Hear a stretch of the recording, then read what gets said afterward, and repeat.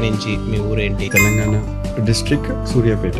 మన స్కూలింగ్ అంతా జరిగింది పొనుగోడు అనే ఊర్లో. కెమికల్ ఇంజనీరింగ్ చదువుతున్నప్పుడు ఏమనిపించింది? రేపు ఎగ్జామ్ అనగానే మనది వన్ డే బ్యాటింగ్. ఇప్పుడు నువ్వు ఇంజనీరింగ్ అవగానే ఎంఎస్ వెళ్దాము అని ఐడియాస్ ఎలా స్టార్ట్ అయ్యాయి నీకు? జర్మనీలో ఫ్రీ ఎడ్యుకేషన్. ఓకే, కనెక్షన్ అక్కడ స్టార్ట్ అయింది.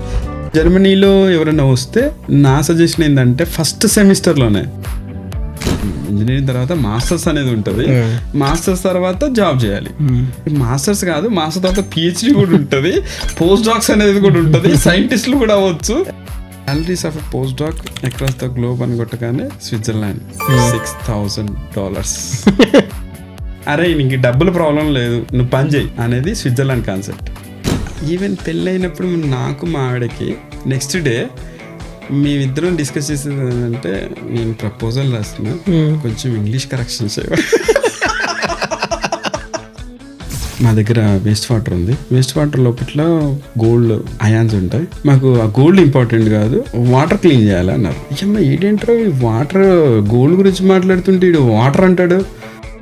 దీనికి చాలా కమర్షియల్ వాల్యూ ఉంది, దీన్ని పేటెంట్ చేద్దాం అన్నారు. పేటెంట్ చేయగానే పేటెంట్ చేసేసారు. BBC, NBC వాళ్ళు మా ప్రొఫెసర్తో ఇంటర్వ్యూ తీసుకున్నారు.